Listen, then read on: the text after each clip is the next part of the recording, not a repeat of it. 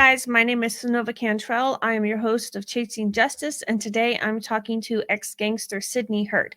Now, Sidney Heard has spent time in prison. He has spent time on the run. He has had a massive gold scandal. He's been in the Supreme Court twice. He has an outrageous life story. If you want to hear more about that, check out my first true crime book that I wrote back in 2016. That book is titled Unorganized Crime, and you can get it on Amazon today. Today, I brought Sidney on the show with me because I believe he has a unique insight into life on the run. And now Tuesday, we talked about Jason Derek Brown. Jason Derek Brown has actually been on the FBI's most wanted list for 20 years almost. So we're going to talk to Sidney today about what life is like on the run and kind of give you an insight that you might not see anywhere else. Hi, Sidney. How are you? Hi. Okay. Thanks for putting me on your show. I know a little bit about being wanted.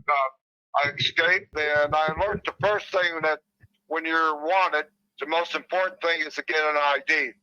Now, back in them days, you could get an ID, and especially driver's license stuff, because they didn't have no picture on it. So in 1960, when I was on escape, I stole a wallet out of a guy's pocket that he was swimming, and became Miles Kenneth Leathergood out of Sheridan, Arkansas. And at my height, 6'1", had blue eyes, same as I got, brown hair.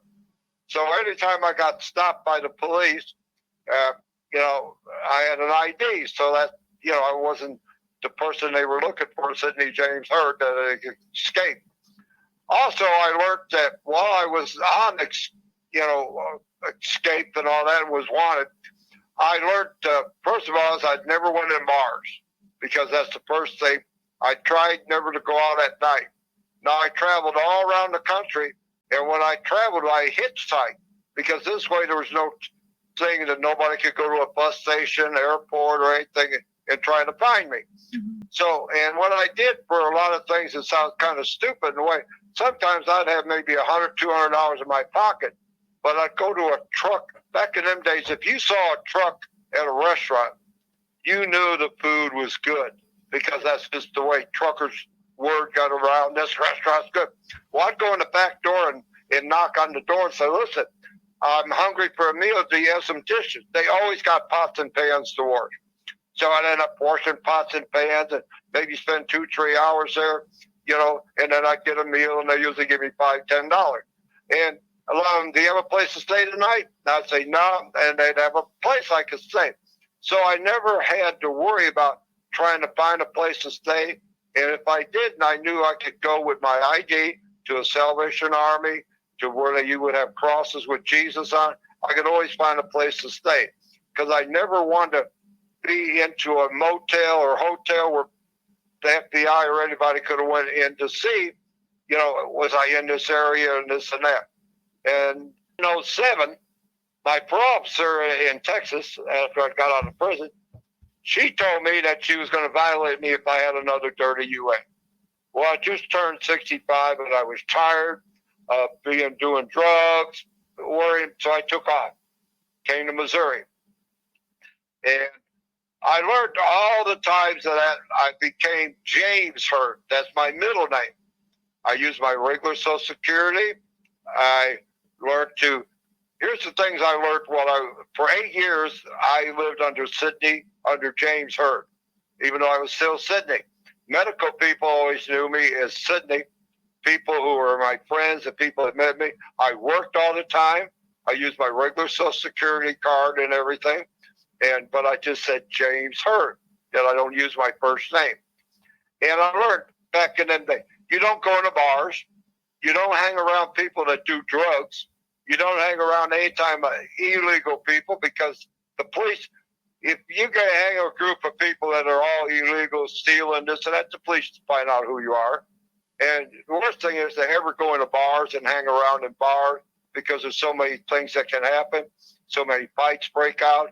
The police go in and out. And you never hang around women. I don't know how you'd call the word, promiscuous. That's the proper word to use. So you stay mostly knowing that any day you're something, they're going to find you. It took them 8 years to find me. And it was U.S. Marshals who found me on my parole violation in Texas. This gentleman that To me, I kind of trying to understand him because I have been in 22 years in and out of prison. I've met cold-blooded killers. I've met hitmen that are killed. I've met people that are killed with crime of passion. I've met all kinds of different people. And this guy who that you had there, I still think I cannot understand how a person as intelligent as he was to plan a robbery and be gone for 8 years or 20 years, on the 10 most wanted list, how in the world he could kill somebody. Right. He had to be doing some type of drugs. There had to be something in his system, because you just don't go out and all of a sudden just kill somebody and then able to stay gone for 8 years. Right. And they still have never caught him. Right. Yeah. Well, he went from being this clean cut Mormon missionary to getting high velocity rounds and shooting this guy in the head 5 times. And so it's like, that's such a drastic gap. Now, he was raised by a psychopath. That was a criminal that ended up going on the run 10 years earlier and just disappearing, and no one ever heard from him again. And so he had a lot of training in childhood, how to think like a criminal, how to behave like a criminal. He never had a real job. He literally just went from con to con to con. So he had this mind that could think into all these different schemes and things. But something changed when he went from a white collar crime to murder. And we know that it wasn't just a crime of passion. It wasn't just an accident. It wasn't. He went and staked out this guy. He seen the location. He figured out how to do it. He went to another state just to buy a gun and to take the safety courses. He trained with that. He went target practicing with that gun, all for the intense purpose of killing somebody. And he intentionally bought armor piercing rounds. So in whatever state of mind that man was, he was planning on killing a man. And so how do you go from one to the other? I'm kind of like you. I think that the drugs that he had gotten addicted to kind of pushed him over a line that he probably would not have crossed otherwise, because he kind of did some of the same crimes and things that you talked about when we were writing your book, all the white collar crimes, the manipulating of the paperwork to get the loans and defrauding the bank to be able to get a loan that you shouldn't have been able to get, and then not paying that loan. And he did all of those kinds of con games to fund all of his toys, because he wanted all the expensive toys. But it was never anything violent up until that point. And so, but I'm kind of like you and I have talked about this before. Jason Derrick Brown was highly, highly intelligent. And so something in him changed at that moment. But then you have also said to me in conversation, you guarantee that he has been tormenting himself to death every day since that he made that mistake. Right. Now, let me tell you something, too, that I just realized something more than, a lot of times my brain at 82 doesn't operate as fast. Let me tell you a possibility. I'm just giving you a very good possibility that I don't think people have realized. You said at one time he was a Mormon, and that he was also into the church, in the Mormon church, the Tabernacle, right? Yeah. Okay, now let me tell you something. If you want to disappear from the whole world, going to church and being a missionary is the easiest, the best way in the world to do it. Mm-hmm. You can automatically, completely disappear from the world. You can become a monk. You can go into different places. You can just completely disappear, which, you can... There's so many different places that they can take you, and that you just walk in and say, "Hey, I want to help out. I want to be a missionary." Right. And they automatically, you don't need no ID, you don't need no name, you don't need nothing. Who are you? I'm Bob Jones. Right. And you automatically can live that lifestyle the rest of your life. Right. I don't believe that he actually at that time later would think about, well, why did I do that? Why did I do that? Why did I do that? Why did I kill this poor man when there was no reason to kill him? And because now, if he would have killed that guy a year or two later, would have killed somebody else, I would have had a different opinion. But because he never committed another crime that we know about, right? Mm-hmm. We don't. The FBI don't have no thing other than looking for him, right? Well, my thought on it is he would torment himself because he made a stupid mistake. Right, you know, right. In his arrogance, how could he have made such a mistake? Because in reality, it was a mistake. He could have continued on his lifestyle for no telling how long before anybody found out what he was doing. But he made a very violent mistake and took someone's life, and then robbed an armored car, which makes that the feds are after him too. So he just incited all-out war. And he could have done it 10,000 other ways without killing the person. He could have gotten robbed and gotten money all these other different ways without getting the feds after him. And he did it in a way that was so violent and unintelligent. I mean, he, as smart as he was, he could have found other ways to get the cash without doing that. And so I think later on, after he may have come down off the drugs, after he came down off of whatever he was on, I think it was a good possibility that he would sit back and think, how could I have done something so stupid? I think that's possibly one of the main reasons why he hasn't done it again, because he's like, I almost got caught because I did something so stupid. How could I have done that? And as a high intelligent person, that's going to torment him more than anything else, because he's like, how could I have done that? And I think he's probably spent 20 years thinking, how could I have messed up so bad? And if he is a diagnosed sociopath, he wouldn't have that empathy of saying, how could I have hurt somebody else? It would have been more of, how could I have done something so stupid? And it would have been more internal onto I, instead of poor pitiful him, that poor pitiful victim. It would have been poor pitiful me. That's just the way psychopaths and sociopaths think. They think about I first. And so I think that could be the reason why we haven't seen him do anything else. But also, I talked to you before. He once he found out he was wanted, he took the cops on a wild goose chase to the southern border. Then he made a U-turn and hauled it back up to the north border. And they found his Cadillac Escalade in long-term parking at an airport in Portland. And the windows were busted out of it, and he had taken and ripped out the GPS monitoring system out of the vehicle. Now, this is something that his dad had taught him a long time ago. If you had a stolen vehicle, you could stash it for up to 30 days in long-term parking and no one would notice. And so this is standard behavior that he was taught, as a child.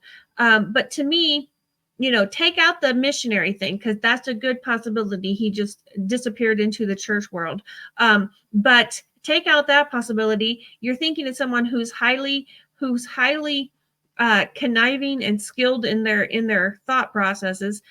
Could it not be he went to the south border, he hopped out, somebody else ran his car to the north border? To me, that would be a good way to evade police, because they're going to send the cops up to Canada because the car was found at the north border, when in reality he could have just hopped out. Somebody else could have run his car up north.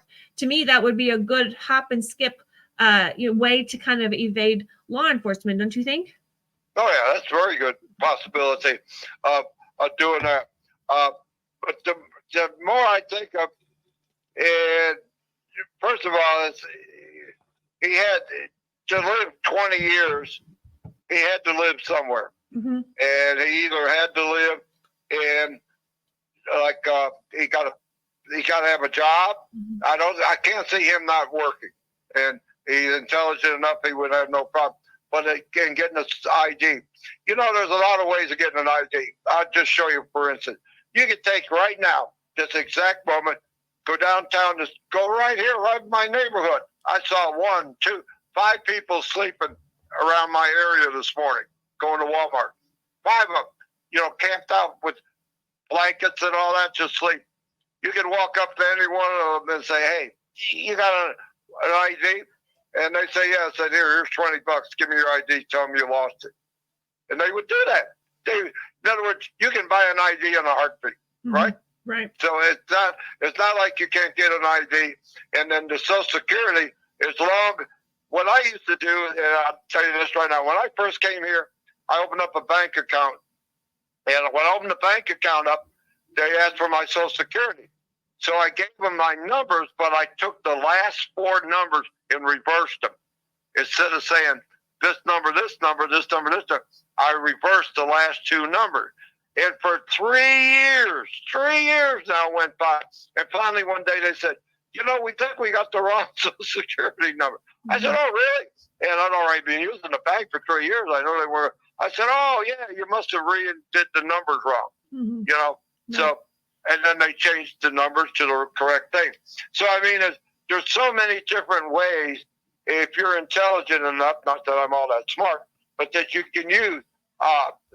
I took and went to a place and told them I lost my ID. I need to get my birth certificate. They got me my birth certificate. I got one. And how would you get a birth certificate? I got mine. And because I told them, and they helped me out to find it. There's a lot of different ways of getting things. They didn't know that I got a birth certificate. Once I had that birth certificate, I can become anybody. Right. You can go to a courthouse and pretend like you're looking for something. Find somebody that just died recently and become that person. And from what I understand, there's that from listening to some other con men that have lived on the run for a long time, you have like 3 months before it's reported to Social Security that person's deceased. So you have 3 months before that you can run that ID before you have to start someone else. People will run these, figure out these systems and find ways to con it. And so you have some people who think that Jason Derek Brown is actually deceased, is why he hasn't showed up in 20 years. Now, this man's only 55 years old, so I don't tend to think he's deceased. I tend to think that he's either out of the country or he's hiding right in plain sight and getting a kick out of the fact that they can't see him, or he's off in the church somewhere. What do you think? That church thing is a good idea because, that's a good place to hide out, especially him knowing. Now, here's another good part you got to think of. Him knowing that if he gets caught, he could get the death penalty. Right. And I looked it up. Arizona does have a death penalty. So in reality, and as vicious as all of the planning of this and the whole going out of state to get a gun and practicing with that gun and then intentionally getting armor piercing rounds, all of those things would add up to somebody pushing for the death penalty because all of that was pre-planned. Much pre-planning into killing somebody. So there wasn't any, crime of passion or anything. He stalked this person like they were prey, and he killed them for no reason. He didn't have to kill them to take that money. No. He's probably looking at something like that. Now I had someone when I was doing the live show with the girls on True Crime Tuesday. I have a live chat, so I've got people constantly commenting, asking questions, and one of the things they asked was, do you think that they would keep ties with one person? Because this is the thing, the brother, after this man disappeared, the brother did a few things to kind of cover up some tracks. And you'll find that they did the same thing for their dad when their dad left 10 years ago. See, 10 years before Jason had his break and killed this person, 10 years before, his dad just disappeared. And 2 days after he was gone, the daughter went to the father's house to see if, what was going on because she hadn't heard from her dad in 2 days. And her brothers were there cleaning out the house, burning all of his stuff, hauling stuff off. And she's like, what in the world are you doing? And those brothers told her, well, Dad always said if he's gone and he doesn't come back within 48 hours, burn all of his stuff. And so 10 years later, when Jason gets in trouble, you'll see his brother doing some random things that you can tell that was just programming, that he was covering his brother's tracks, whether he intended to or not. And so to me, they thought maybe the audience members were thinking, well, maybe he called that brother, or he kept in touch with that brother, because you got to have that connection. And I was trying to explain to them, you don't want any connection, any emotional connection while you're on the run, because everybody I've heard, if you keep that one connection is going to lead to your arrest. When I escaped out of the county jail twice, they even had undercover police officers staying at my home with my mom and dad, you know, and also my wife at that time, they had her under constant surveillance, you know, because, which we found out later, I never knew that, you know, the guy I escaped was a court. They had orders shoot to kill on sight. Right. So, yeah, and so, you know, and so, you know, if you're, unless a total idiot, you don't escape and try to contact anybody, because you know they're going to be watching them. Right. They're going to be tapping the phone, especially if it's a high-profile deal. And you hear all the time where this guy was seen in this area on TV, you know, that he's wanted right away for this and that, and they catch him right away. Modern technology nowadays is far beyond anything back in the 1960s. Right. Or that, even though, like, in 2007, you know, it took them 8 years until 15 or 16 before they caught me. Right. In U.S. Marshals. And the U.S. Marshals caught me because of what reason? I had a warrant out for parole violation. That was all. Gave them something to look for. Right. And you don't mess with the marshal. When the marshals come to get you, you go, okay, good, take me to jail. You know, they will kill you. They know if they answer about the U.S. Marshals, they will kill you. Yeah. And that they got to. They got to. And them three that came in my backyard had their full armor on and everything, because they didn't know who I am. They only go by what my record is. Right. You know, and that's, you know, I don't blame them. And every day when I see them arrest somebody and they have these shootouts, and I'm so glad that, you know, that they make it nowadays. And, you know, it's sad. It's sad that nowadays, we used to have an old saying, I like that, you might put this in your deal. It's better to be judged by 12 than be carried by 6. That used to be an old-time convict saying. Absolutely. And absolutely, you know, police come to arrest me, I'm already, okay, let's go to jail. I'm going to make bond. I got lawyers and this and that. Right. You know, I'm not going to fight you out. You are doing a job. Right. And a lot of people realize that are illegal. You can't hate the police. How do you hate the policeman? You can't hate them. You can't hate the guards that guard you. I mean, they're that's their jobs. That's their jobs, and you put yourself there. That was my favorite expression. Remember, Sidney, they did not send for you. No. That used to be, and, you know, nobody said, hey, Sidney, come on to prison. You know, I put myself in there. You got nobody to blame. People who go to prison and blame other things, once in a maybe 1 out of every 100 maybe got somebody to blame, but normally you put yourself in prison. Right. Nobody put you in there. You put it yourself in the prison. Right. Now, I mean, I have a case that I've been working on that the guy's innocent, and some snitch wanted to get rid of the death penalty. So they're like, well, give him, name us. You couldn't have done this by yourself. So tell us who you did it with, and we'll take the death penalty off. Well, this crackhead named somebody. Well, this somebody wasn't even there. There was no evidence against this person whatsoever. And in that situation, they put him in jail, and Oklahoma's still fighting to try to kill him on the death row. And there is no evidence that that guy was ever there. So, I mean, it does happen. It does happen. But 99% of the time, you put yourself there. And, you know, I've always, you know, I've said, you know, if you're respectful to the law officers, most of the time they'll be respectful to you too. I know there's some that won't, you know, but for the most part, most of the time, that's kind of the way it works. So, okay, well, do you have anything else you'd like to say about this case before we get off? I think that covers it, and I'm sorry we couldn't get the other thing going. I'm so glad I got the release. I know you'll be on the deal.